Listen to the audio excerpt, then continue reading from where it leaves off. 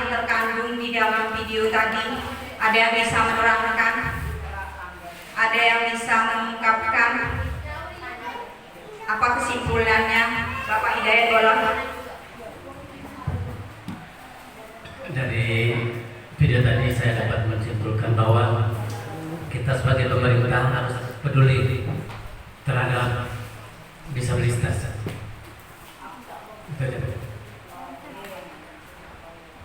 Kita harus peduli dan mendengar kata hati kelompok dari marginal dan kelompok dari rentan. Itu ya. Itu tadi dari ungkapan hati dari seorang bapak yang punya latar belakang fisik yang cacat. Selama ini dia nggak dipakai, nggak digubris, nggak dilihat. Nah, setelah ada desa inklusi, dia merasa saya ini ada loh teman-teman, saya ada loh di sudut sana, gitu ya. Itu yang terkandung. Oke, saya lupa ternyata ada masih sebagian saya, materi saya yang belum saya dadarkan. Di sini mungkin Bapak Ibu bisa mengerti kelompok marginal itu apa saja yang masuk kelompok marginal dan kelompok rentan itu apa saja. Ayo Bapak Ibu, boleh dituliskan ke dalam tuh, dituliskan ke situ, nanti ditempelkan ke sana ya, biar saya yang baca satu persatu ya. Kelompok marginal itu apa? Satu aja boleh. Kelompok rentan itu apa? Siapa saja yang masuk kelompok marginal? Siapa saja yang masuk kelompok rentan? Satu aja boleh. Nanti saya bacakan ya, silakan ditempel di whiteboardnya. Oke.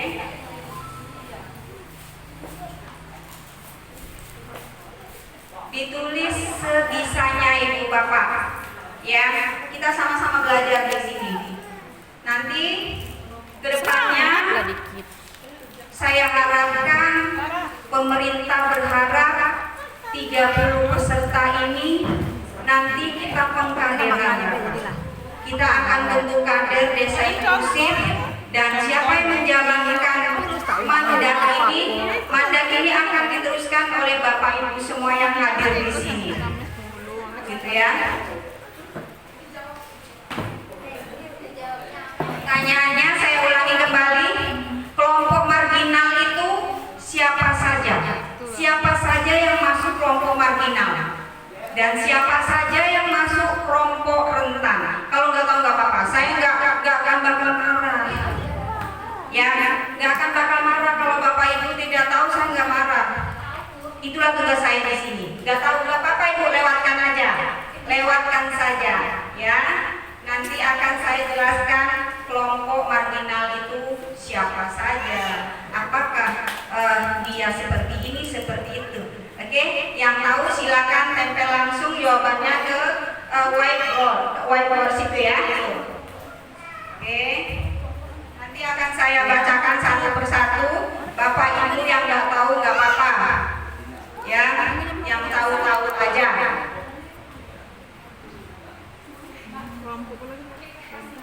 Aku tulis kali human.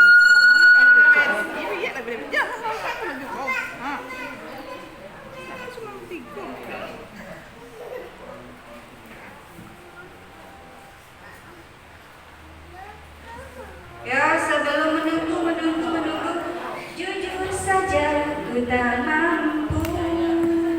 Tuh kan, kalau orang yang suka sosialita nih seperti ini, jujur saja saya tidak mampu ya, kepedean ya. Jujur saja ku tak mampu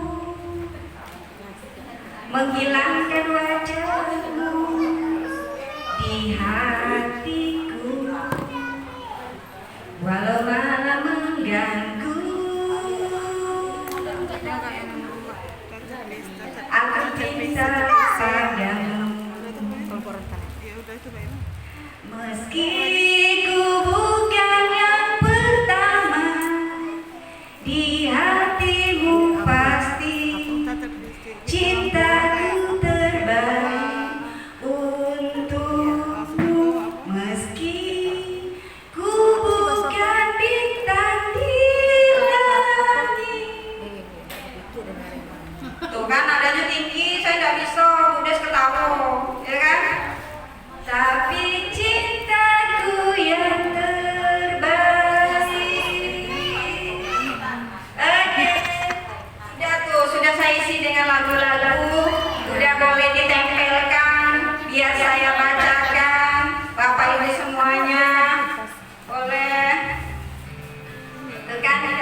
Asik kan? Dah. Asik loh. Biar Jangan ada. tegang-tegang ya. Belajar memahami, terus kita bernyanyi bersama.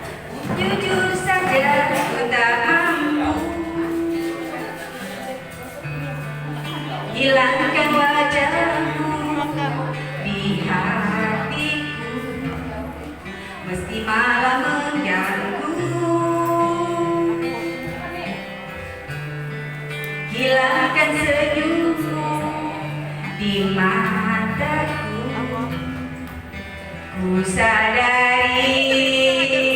Ayo Bapak Ibu boleh ikut bernyanyi bersama saya. Aku cinta padamu. Ayo kita bernyanyi bersama. Hilangkan ketegangan dan lupakan yang di rumah. Ayo. Meski ku bukan yang pertama di hatimu, tapi cintaku terbaik untukmu. Meski ku bukan bintang di langit, tapi cintaku yang terbaik. Angkat tangan semuanya. Jujur saja tidak mampu ku pergi menjauh Dari sana. darimu, meski hatiku ragu. Kaulah di sampingku setiap waktu, ku sadari aku cinta padamu. Biar nyanyi Bu. Ayo, boleh meski ku bukan yang pertama di hatimu, tapi cintaku terbaik untukmu.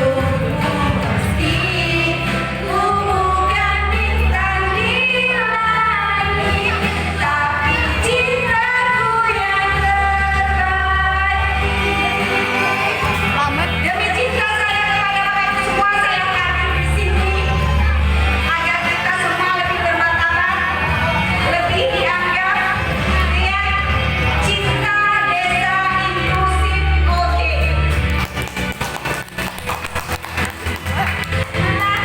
Udah relax, enak kan? Kalau ada yang suka konten-konten kayak saya masuk menjadi pengajar ini, nggak membosankan kan? Ya, nanti lihat ya di akun saya pasti ada musik Bapak Ibu. Ya, kita kembali ke pokok pembahasan kita tadi. Apa sih yang ditulis ini? Banyak, ini tulisannya kecil-kecil. Bisa nggak dibaca? Marginal adalah masyarakat kecil. Iya, saya tanya tadi itu marginal itu apa? Orangnya yang kayak mana? Gitu yang saya tanya tadi ya. Tapi nggak apa-apa. Tapi ini udah pengertian ya. Kelompok marginal dan rentan Itu enak pesan dia. itu disabilitas, orang tua tunggal, miskin, perempuan, korban KDRT. Itu ya, itu masuk. Siapa kelompok marginal, warga desa terpinggirkan, yang didekatkan. Oh, saya pikir yang ditaruh di pinggir kali, dipinggirkan. Ternyata pikirnya bukan itu ya. Kelompok rentan. Ini saya udah artinya ini Bapak Ibu yang saya tanyakan tadi, kelompok rentan itu apa? Siapa saja? Kelompok marginal itu siapa? Siapa saja? Gitu ya? Oke? Tapi udah bagus semua, luar biasa. Tepuk tangan untuk ibu semua, Bapak semua. Terima kasih udah memberikan jawaban yang sempurna. Oke? Ini udah strategi pengembangan desa aja ya. Ya, jadi saya tadi belum menerangkan marginal itu apa, rentan itu apa. Jadi ini Bapak Ibu, kelompok rentan itu orang-orang yang termasuk ke dalam kelompok rentan itu adalah seperti orang tua yang gak ada anaknya ngurusin, ya, terus anak-anak yatim piatu, terus yang rentan lagi itu cacat, gitu ya. Itu yang masuk ke ini, kekurangan fisik dan mental. Lalu siapa yang kelompok marginal? Yang marginal janda-janda, jomblo-jomblo. Tidak masuk marginal itu, ya. Jomblo-jomblo, janda-janda. Benar nggak Bapak? Benar ya. Tapi nanti kalau salah lihat kepean ya. Lihat kepean ya kalau salah. Itu seperti itu. Oke, kita lanjut ke materi selanjutnya. Itu udah paham semua ya, marginal sama rentan ya. Nanti kita setelah ini ada lanjutan loh Bapak Ibu. Nanti ada pertemuan lagi. Didoain aja, ya Allah kasihlah Pak Kemendes kita ini rezeki yang banyak, sehat badannya, luluh hatinya, agar dananya bisa terkucurkan sampai ke Sungai Mengkuang ini Bapak Ibu. Ya, mudah-mudahan nanti Bapak Kemendesnya bisa mengundang kita sampai ke Jakarta sana. Tapi kita harus memberikan yang terbaik. Kita harus menunjukkan kepada Bapak Kemendes, Bapak kami ini loh contohnya desa inklusif, desa Mengkuang ini bagus loh. Wajar kalau bisa kami ini maju ke tingkat yang lebih baik. Oke, diaminkan aja, amin ya robbal alamin. Oke, kita masuk ke strategi pengembangan desa inklusif. Dari kisah yang Bapak baca, yang tadi Bapak videoin, kisah dari seorang bapak disabilitas di Desa Kulon Progo, Yogyakarta. Kebetulan saya ini ada bau-baunya lah Kulon Progo. Kalau Bapak aslinya Jawa, saya Kulon Progonya di Desa Cerme, Wates, Yogyakarta.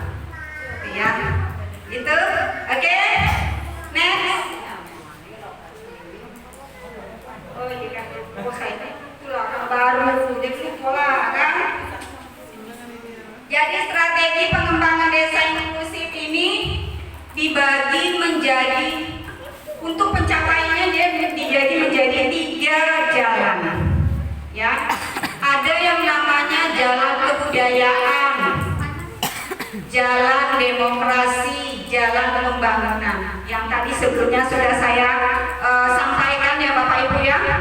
Jadi di jalan kebudayaan ini dilakukan dengan penguatan nilai-nilai inklusi sosial sebagai pedoman perilaku bagi warga desa agar mampu bersikap saling menghargai dan toleransi di tengah perbedaan.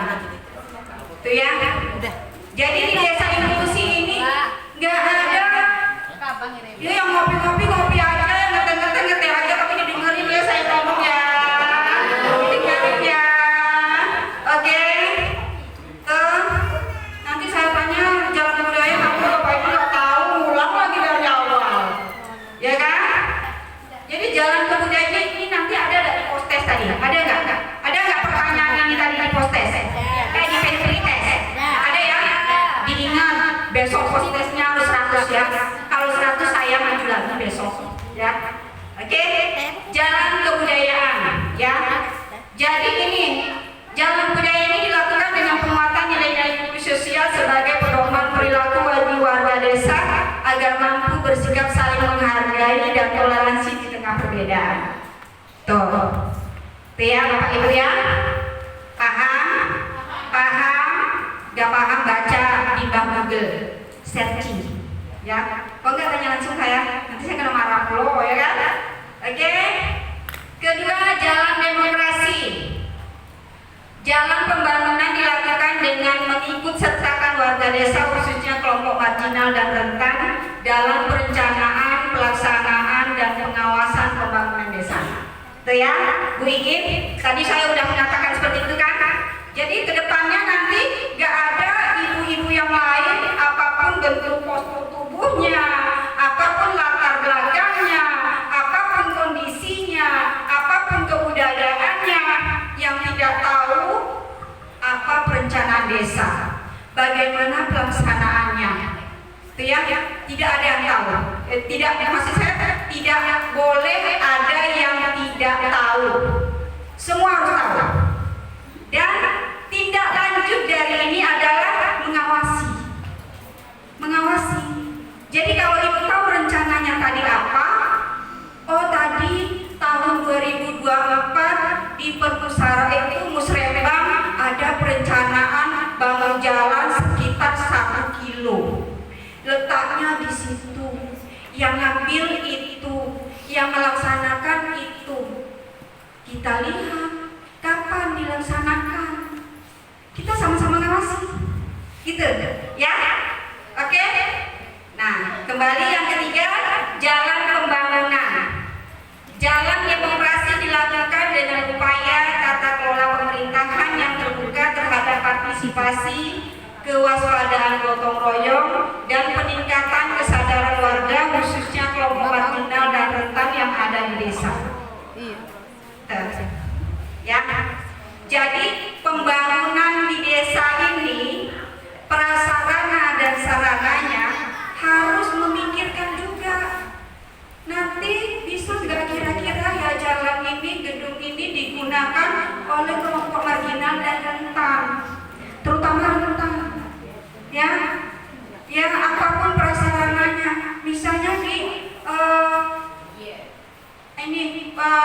puskesmas, pelayanan di puskesmas atau perasaan bangunan di puskesmas itu ada khusus, ada kursi rodanya, ada jalan khusus untuk kursi rodanya, ada kursi khusus untuk disabilitasnya, seperti itu salah satu contohnya, ya.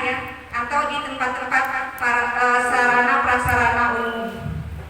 Itu maksudnya Bapak Ibu. Oke.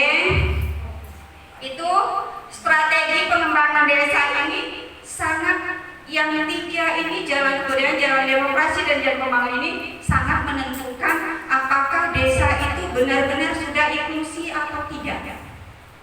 Kalau 3 poin ini udah memenuhi syarat, sudah ada di desa Sungai Mengkuang ini, artinya desa ini real desa inklusif, gitu ya. Oke, ini udah masuk postes. Postesnya besok ya, hari kedua ya. Oke, jadi materi saya udah selesai nih Bapak Ibu. Ya, kita masuk ke tuh terima kasih. Ya, terima kasih. Oke, kita masuk.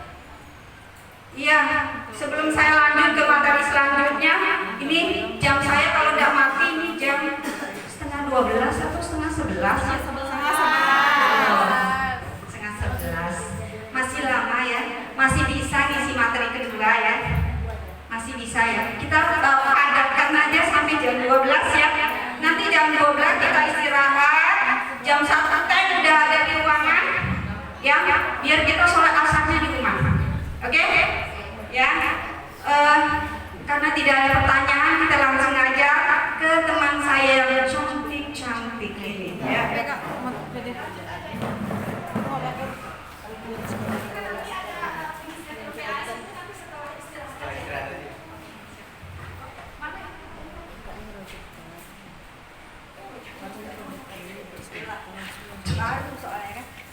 Assalamualaikum.